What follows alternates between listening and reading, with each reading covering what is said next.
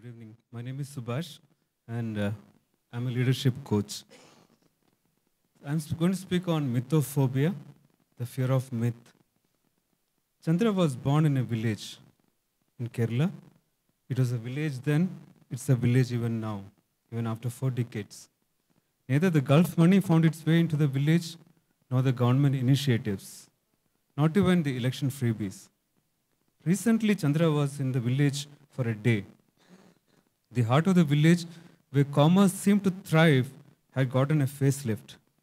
So, traveling from a city which has evolved from a garden city to a concrete city, he found the village very beautiful. So, he clicked a lot of photographs and shared with his friends through the WhatsApp. He also spent the whole evening under a pala tree all on his own. That's when he shared this story. As a child, he was not familiar with power cuts because the village was not electrified. It remained so till early 80s. So Chandra studied under kerosene lamps. His grandmother would go through the ritual of cleaning the glasses of every kerosene lamp every evening for better light.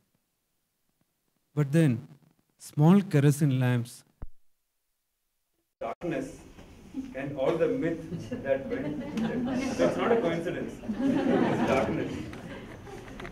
They lived in a big ancestral home, Tarvada, with a lot of trees, plants, birds, animals, and lot more. There was an idol under the tree which was offered puja once a year. The evening would get scarier when jackals would come together for a musical performance. The pet dog had gotten so used to the music that it would not even bark. Perhaps having a local breed had its own disadvantages. If Chandra had to go upstairs in the evenings, he would carry a kerosene lamp, which was the safest, so that it would not go off when he was upstairs. He would also sing loudly to keep the beings away, the beings. And among the beings, Yakshi was most feared. Yakshi. Young Chandra went around talking to his family members and others, inquiring about Yakshi. Each one had their own experiences, though mostly indirect. He found all of them believed in the stories and were scared too. They could change forms from the ugliest to the most beautiful. These Yakshis lived in a tree, Alstonia scolaris, or pala in the local language.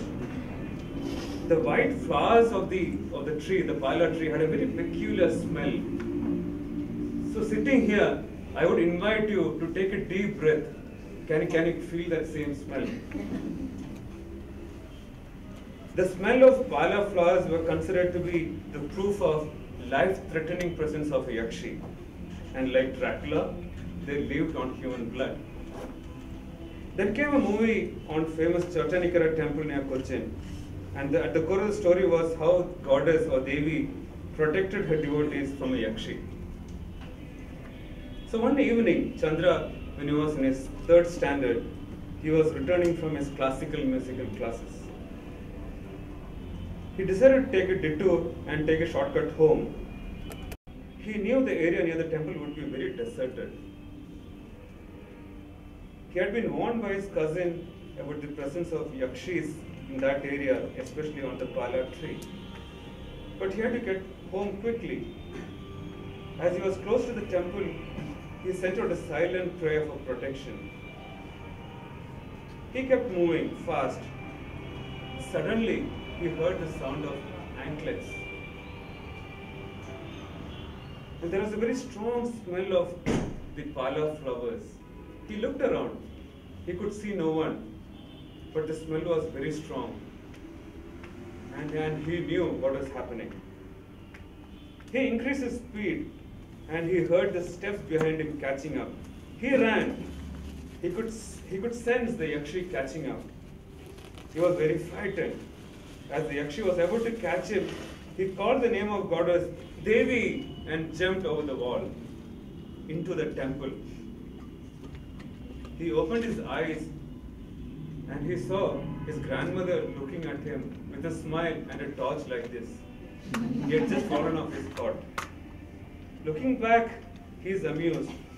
Over the years, Chandra has overcome his fear of Yakshi and all similar myths. So friends, what are your phobias? What is your mythophobia?